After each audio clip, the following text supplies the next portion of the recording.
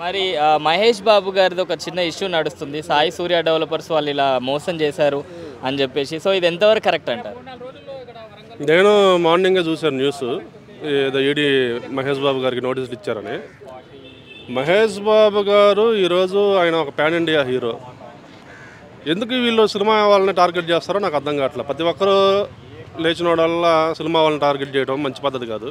మహేష్ బాబు గారు ఈరోజు ఆయన ఎన్నో సినిమా హీరోనే కాకుండా బయట కూడా చాలా స్వచ్ఛంద కార్యక్రమాలు చేస్తున్నారు. చిన్నపిల్లల హాస్పిటల్ అయితేవి ఎంతోమందికి సాయం చేస్తున్నారు. ఆయన వ్యక్తిగతంగా కూడా చాలామందికి హెల్ప్ చేశాడు, చాలామందిని చదివిస్తున్నాడు. అలాగే చాలా మంచి వ్యక్తి. అలాంటి వ్యక్తి మీద మీరు కక్ష సాధింపు చర్యలు తప్పితే ఇది ఇంకోటి లేదని నేను కోరుకుంటున్నాను. మరి ఇది మనీ లాండరింగ్ కింద అయితే కేసు నమోదు చేస్తున్నారు. ఎందుకంటే ఆయన మహేష్ బాబు గారు 5.9 crores తీసుకున్నట్టుగా తెలుస్తుంది.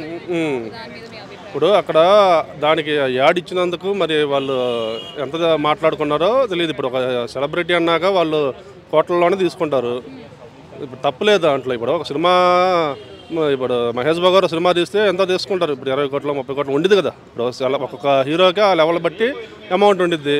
అలాగే ఇప్పుడు దీనికి సంబంధించి వీళ్ళు ఎంతగా మాట్లాడుకున్నారో ఏమో అది తెలియదు. కానీ ఫైనల్గా అయితే ఈ రకంగా ఈడీ మహేష్ బాబు గారిని టార్గెట్ చేయడం మంచి పద్ధతి కాదని నేను కోరుతున్నాను. అంటే ఒక బ్రాండ్ని ప్రమోట్ చేసే ముందు ఒక సినిమా హీరో అయినా ఒక సామాన్యుడైనా దాని గురించి బ్యాక్గ్రౌండ్ తెలుసుకోవాలి కదా. సో అది తెలుసుకోకుండా ఇలా చేయడం ఎంతవరకు కరెక్ట్ అంటారు? అది ముందు చెప్పు ఉండకపోవచ్చు మహేష్ బాబు గారికి.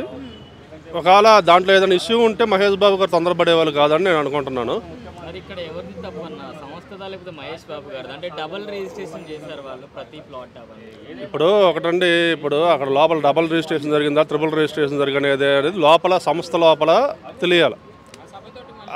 రిజిస్ట్రేషన్ చేయించుకున్న వాళ్ళు, కొన్నోళ్ళు, అమ్ముకున్న వాళ్ళు, కొనుక్కున్నోడు వాడు చూసుకోవాలి. పేపర్ డాక్యుమెంట్స్ అన్నీ కరెక్ట్గా ఉన్నాయా లేదా అనేది. మహేష్ బాబు గారు ఏముంది, ఇప్పుడు ఆయన దానికి ఏదో దానికి అడ్వర్టైజ్మెంట్ ఇస్తూ ఉంటారు. వాళ్ళు ఒక బ్రాండ్గా దీనికి కూడా వాళ్ళు అడుగుంటారు. అప్పుడెప్పుడో ఇచ్చుంటాడు ఒక యార్డు, దీంట్లో ఫ్లాట్లు కొనండో లేకపోతే ఏదో ఇచ్చుంటాడు. ఇప్పుడు ఈ మధ్య ప్రతి ఒక్క ఇస్తున్నారు కదా, జూనియర్ ఎన్టీఆర్ గారు ఇస్తున్నారు, అలాగే బాలకృష్ణ, ప్రతి ఒక్క సెలబ్రిటీ యాడ్ అనేది ఇస్తూ ఉంటారు. అలాగే మహేష్ బాబు గారు కూడా ఆ సంస్థకు సంబంధించి యాడ్ ఇచ్చారు. ఇప్పుడు లోపల డబుల్ రిజిస్ట్రేషన్ జరిగినాయా, ట్రిపుల్ రిజిస్ట్రేషన్ జరిగినాయా అనేది మహేష్ బాబు గారికి సంబంధం. అదేదన్నా ఉంటే ఆ సంస్థ వాళ్ళు, ఆ సంస్థ దగ్గర ఫ్లాట్లు కొన్నవాళ్ళు వాళ్ళు వీళ్ళు చూసుకోవాలి. దీన్ని అనవసరంగా మహేష్ బాబు గారిని లాగడం మంచి పద్ధతి కాదు. ఆయన ఒక సెలబ్రిటీ. ఇలాంటి విషయాల్లో ఆయన లాగడం వల్ల అతనికి చెడ్డ పేరు. ఇదైతే నేను తీవ్రంగా ఖండిస్తున్నాను.